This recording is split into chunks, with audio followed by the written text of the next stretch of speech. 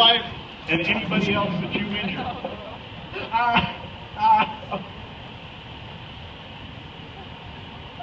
The ladder crew, prior to starting to cut the vehicle apart, we have to do certain things to make sure it's safe for them to be able to do their job.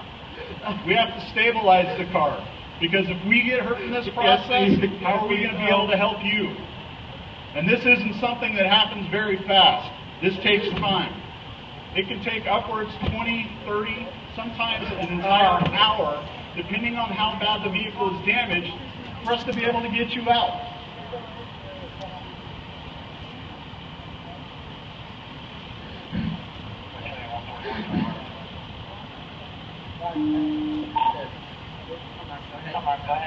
Please, oh, please. Yes, hurry, please.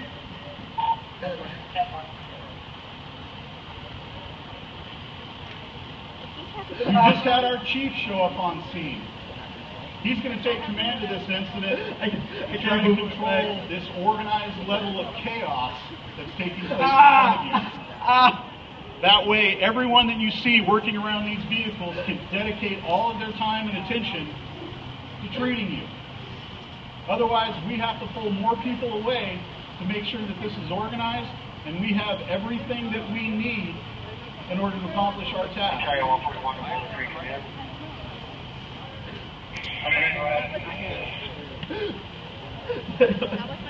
We have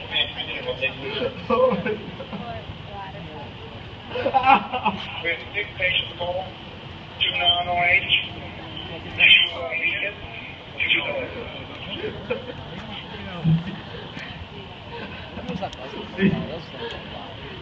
The chief is just asked for a situational report on what's taking place. What do we have here?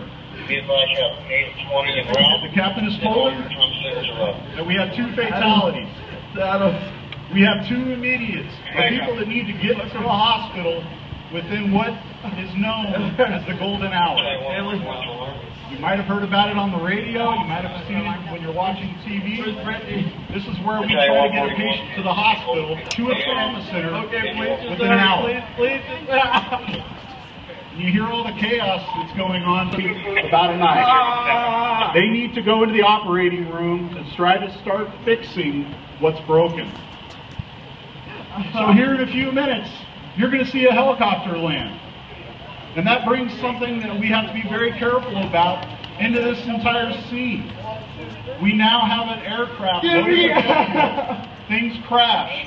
We now have to make sure that all of our patients are safe, all of our guys are safe, and then also the public at large is safe.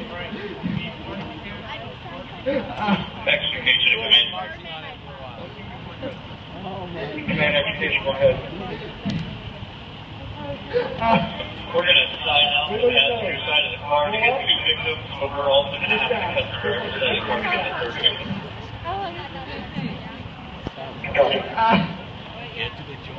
The ladder captain in charge of the extrication process has just told command that there's at least 2 people that we are for sure going to have to cut out of this car. So we have to start, again, with the most critically injured and then work our way backwards. And you can notice, this isn't fast. There's nothing easy about it. They're working with tools that weigh 35 to 40 pounds, but they apply anywhere between 50 to 70,000 pounds of pressure. Patient number 1. That's what it's going to take to pull this car apart, to cut it apart, to press it apart, or whatever it is that we need to do to get you out.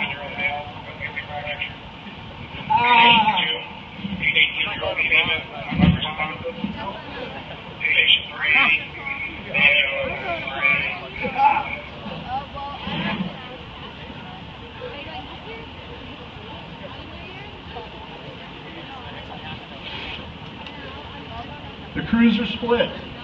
They're all doing what it is that they need to be doing. They're identified tasks.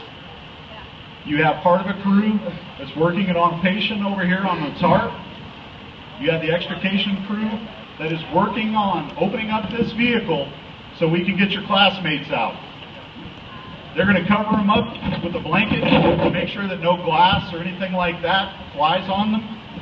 But at the same time, we have to do more damage to a vehicle that's already been damaged in order to get you out. I would literally just be like, it's Spark John, and take the door. Oh my god. Yeah, you can get the number 4 again. I believe that's a late, I think it's the spec. You're not making a firefighter. Slowest one, slowest fast. You can even see the sheriff's deputies are still trying to help us out in saving patients' lives. They haven't even started their job yet.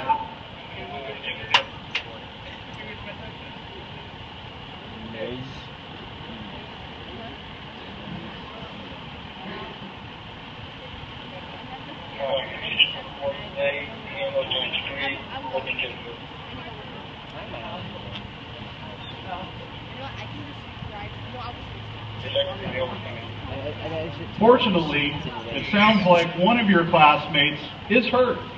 They do need to go to the hospital, but we're identifying them as a delayed patient. So as this scene unfolds, they're not our top priority. We're still going to take care of them, but our main focus is still going to be those folks that are still trapped inside the car. You can tell.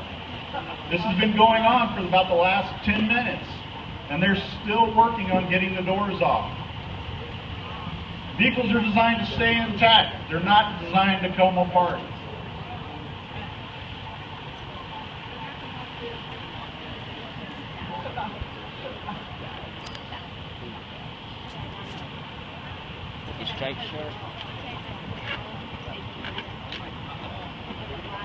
We're now receiving radio communication that the helicopter is en route.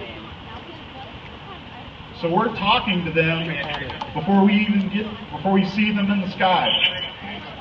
We're letting them know where they want them to land. We want them close, but we don't want them so far away that we're going to have to load you up and drive you miles down the road in order to get you into the helicopter.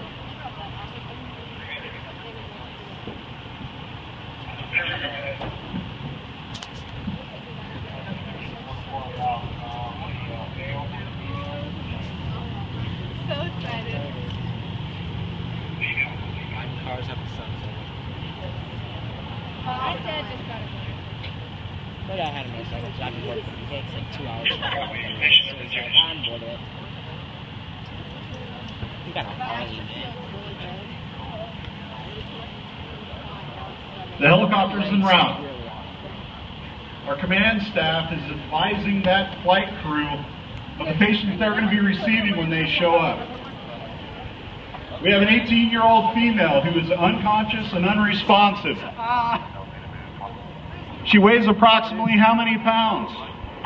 Because we have to know this in order to be able to load you in and for them to be able to fly off safely. And that patient that they're going to fly out is still stuck inside the vehicle. As you can see, the helicopter is flying overhead right now. They just don't come in and land right away. They're going to come in. They're going to circle the scene and make sure that they don't see any obstruction.